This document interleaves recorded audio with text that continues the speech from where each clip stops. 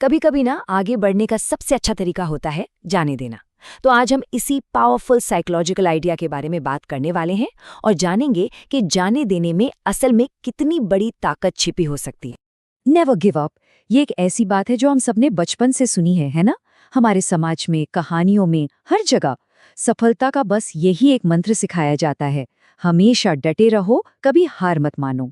लेकिन सोचिए जरा, क्या हो अगर जिंदगी के कुछ मोड़ पर हार मान लेना ही सबसे बड़ी जीत हो?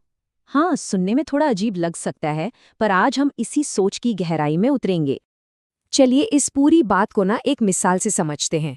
देखते हैं कि किसी चीज को बहुत देर तक कसकर पकड़े रहना कितना दर्द दे सकता है।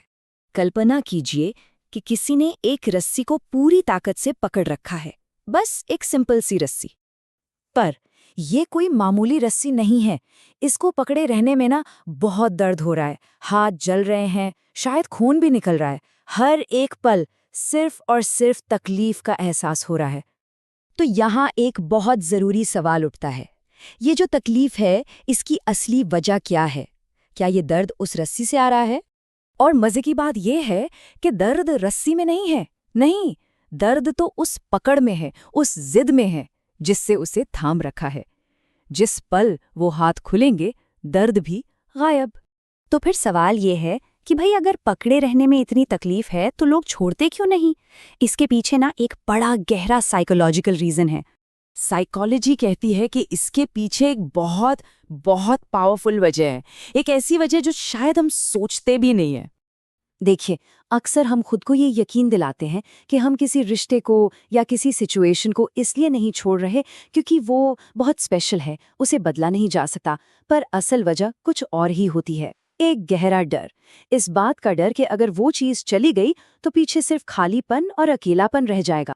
तो फिर उस जलती हुई रस्सी को छोड़ देना, क्या ये कमजोरी है या ये कुछ और है?